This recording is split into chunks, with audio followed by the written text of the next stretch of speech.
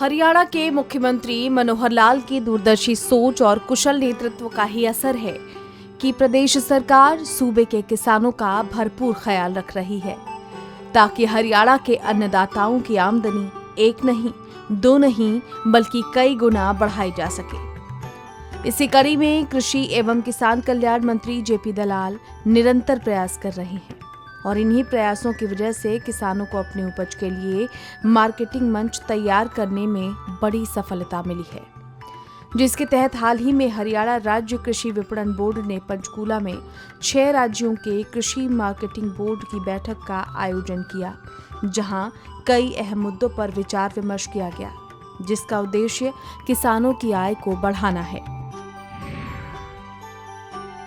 Haryana agriculture marketing board द्वारा ये एक सेशन ब्रेनस्टॉर्मिंग का काम किया गया, कॉन्फ्रेंस की गई, जिसमें 6 प्रदेशों से मार्केटिंग बोर्ड के अधिकारी, चेयरमैन इसमें आए और लक्ष्य सभी का ये है कि किसान की आमदनी कैसे बढ़ाई जाए। और मैंने सबसे प्रार्थना की है मार्केटिंग बोर्ड के जो भी चेयरमैन अधिकारी आए हैं कि हमारा सौभाग्य है कि हम दिल्ली जो 4-5 करोड़ के अनुसार की आबादी है, जिसकी परचेजिंग पावर ज़्यादा है, जिसको सब तरह के प्रोडक्ट की डिमांड चाहिए, तो हमारे मार्केटिंग बोर्ड की व्यवस्थाएं सबसे अच्छी हैं। इसका लाभ उठाएं और अपने किसान को आमदनी बढ़ाने के लिए हमारे साथ हाथ मिलाएं और हमारी जो इंफ्रास्ट्रक्चर है उसका फ़ायदा उठाएं। ऐसी व्यवस्था मिलजुल करके अधिक खड़ी करें ताकि एक दूसरे की जो इंफ्रास्ट्रक्चर है उसका फायदा मिल करके उपयोग करके किसान की आमदनी बढ़ाएं। इस दौरान कृषि एवं किसान कल्याण मंत्री ने बताया कि हरियाणा सरकार ने किसानों की आमदनी बढ़ाने के साथ साथ कृषि उत्पादों की ढुलाई, ग्रेडिंग और पैकेजिंग का काम आसान करने के लिए पैक हाउस स्थापित किए हैं, जिसके लिए किसानों को सब्सिडी भी दी जा रही है। इसके साथ ही किसान अपने उत्पाद और अपनी उपज को देश ही नहीं दुनिया भर में पहुंचा सकें। इसके लिए गन्नौर में अंतर्राष्ट्रीय हॉर्टिकल्चर मंडी विकसित की जा रही है, जिसमें सालाना 30 से 40 हजार करोड़ रुपए का व्यापार होने का अनुमान है। इस मंडी में अंतर्राष्ट्रीय मानदंडों के अनुरूप फल और सब्जियों की पैकेजिंग और छटाई की सुविधा भी उपलब्ध होगी। साथ ही हरियाणा सरकार जापान की वित्तीय संस्थान के माध्यम से लोन लेकर ब्लॉक स्तर तक प्रसंस्करणीय यूनिट स्थापित करने की योजना बना रही है। हमारे यहाँ सेब नहीं होता, लेकिन हमने जो पिंजौर के अंदर सेब की मंडी डेवलप की है, बहुत अच्छी मंडी डेवलप की है, इसमें कारोबार भी शुरू हो गया है। और हरियाणा के अंदर हम दुनिया की सबसे बड़ी मंडी के मुकाबले की एक मंडी गन्नौर में डेवलप कर रहे हैं, जो 10-12 हज़ार करोड़ रुपए की लागत उसमें लगेगी। हम इन सब मार्केटिंग बोर्ड के लोगों से कहते हैं कि आओ हमारे साथ शेयर करिए, आपको जो चीज़ बेचना है हमारी मंडी में जगह लीजिए और हमारी जो सुविधाएं हैं उनका फ़ायदा उठाइए। और इस मंडी से हम समझते हैं कि 30-40 हज़ार करोड़ का हमारा टारगेट है कि कारोबार होगा, हज़ारों लोगों को रोजगार मिलेगा, किसान को अपनी उपज का फ़ायदा ज़्यादा मिलेगा और जो प्रोडक्ट की पैकेजिंग, सॉर्टिंग, ग्रेडिंग जो अंतर्राष्ट्रीय स्तर की होगी, वो जो माल है हम करके विदेशों तक यहाँ से निर्यात भी करेंगे। और उससे अलग भी हम जापान की सहायता से जीका का लोन ले करके बैकवर्ड इंटीग्रेशन करके ब्लॉक स्तर पर हम pack houses, grading, sorting houses, cold storage की चेन तैयार करेंगे, एफपीओज को देंगे, जिससे हमारा जो उत्पाद है विश्व स्तरीय होकर के पैकिंग होकर के विदेशों तक जाए और सीधा किसान को उसका फायदा मिले। हरियाणा सरकार निरंतर किसानों को बेहतर से बेहतर सुविधा देने का प्रयास कर रही है, जिसके तहत प्रदेश में कई कल्याणकारी योजनाएं चलाई जा रही हैं। बात करें भावांतर भरपाई योजना की, तो इस योजना के माध्यम से न्यूनतम समर्थन मूल्यों और मार्केट भाव के अंतराल को पूरा किया जा रहा है।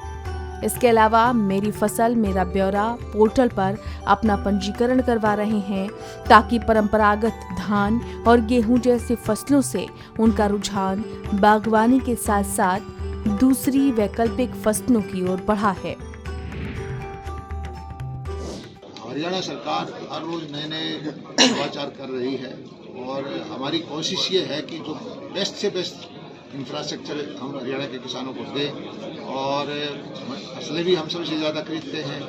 भावांतर की भरपाई की योजना भी हमारी है और फसल बीमा योजना का पैसा हम देते हैं। फसल बीमा के साथ साथ बागवानी बीमा योजना हम लेके आए हैं।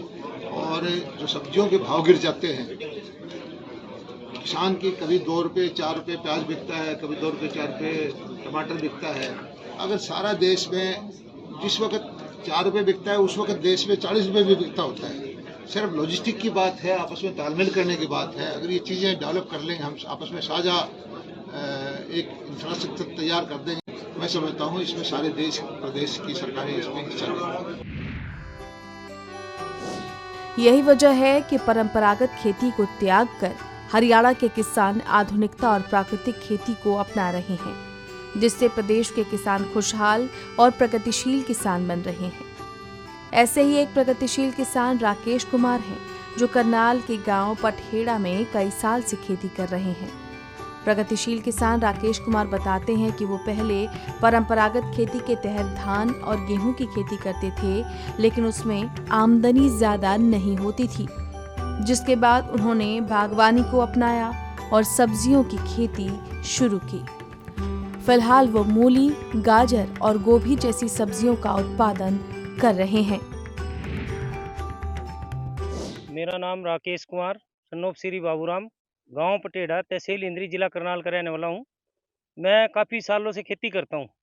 काफ़ी मैंने धान भी लगाया, काफ़ी अब तो 10-15 साल से मैं इसकी तरफ मूली, गाजर, गोभी की तरफ भी आकर्षित हो गया। और धान से ज़्यादा इसमें कमाई किसान की ज़्यादा है। प्रगतिशील किसान राकेश कुमार ने बताया कि बागवानी किसानों के लिए मुनाफे का सौदा है, क्योंकि बागवानी के तहत सब्जियों की फसल कम समय में तैयार हो जाती है और उत्पादन भी अच्छा होता है। इसमें अपना मूली वगैरह में सब्जी लगाने में बागवानी की तरफ अगर ध्यान दे, बहुत ही ज़्यादा मुनाफा है। और कई प्रकार के बीज है जो कम समय में तैयार हो जाते हैं, जैसे कि मूली के लगा लो, गोभी लगा लो। ज़्यादा टाइम नहीं इसमें लगता। धान और गेहूं में बहुत ज़्यादा टाइम वेस्ट करना पड़ता है, किसान का समय ज़्यादा लगता है। उन्होंने बताया कि बागवानी के तहत हरियाणा सरकार किसानों को अच्छी खासी सब्सिडी देकर सहयोग कर रही है। साथ ही बागवानी विभाग के अधिकारी समय समय पर उनके खेतों में आते हैं और खेतीबाड़ी के बारे में दिशा निर्देश देते हैं, जिससे किसानों को काफी लाभ मिलता है।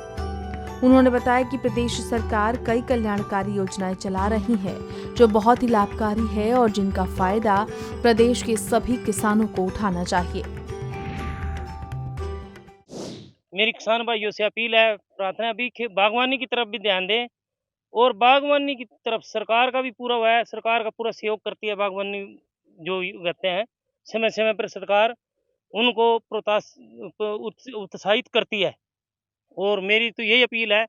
और सरकार के कर्मचारी भी गांव में आके बताते हैं, समझाते हैं खेतों के बारे में, कि बागवानी की तरफ ध्यान करने के बारे में। तो यही है, सरकार की बहुत अच्छी योजनाएं चल रही, इसका फायदा किसान को उठाना चाहिए। प्रगतिशील किसान राकेश कुमार ने बताया कि वो अपनी फसल को बिक्री के लिए करनाल की सब्जी मंडी में ले जाते हैं, जहां उन्हें सब्जियों का अच्छा दाम मिलता है, जिससे उनकी आमदनी भी अच्छी होती है।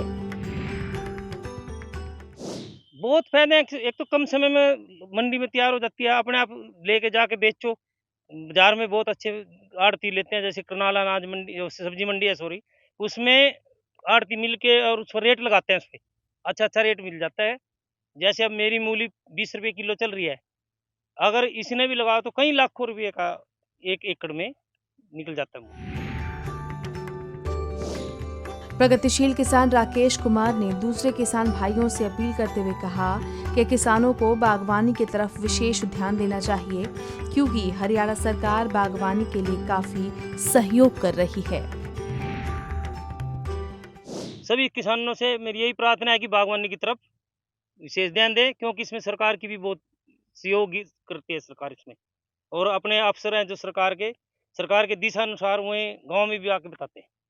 हाँ, सरकार की तरफ से स्कीम है, बहुत स्कीम में है। मक्का लाने पे सरकार पैसे देती है, लहसुन उगाने पे भी पैसे देती है।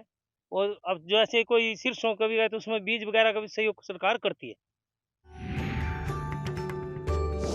प्रगतिशील किसान राकेश कुमार बताते हैं कि वो करीब 4.25 एकड़ में खेती कर रहे हैं, जिसमें सभी तरह की सब्जियों का उत्पादन वो कर रहे हैं। साथ ही वो अपने खेत में लोगों को रोजगार भी दे रहे हैं।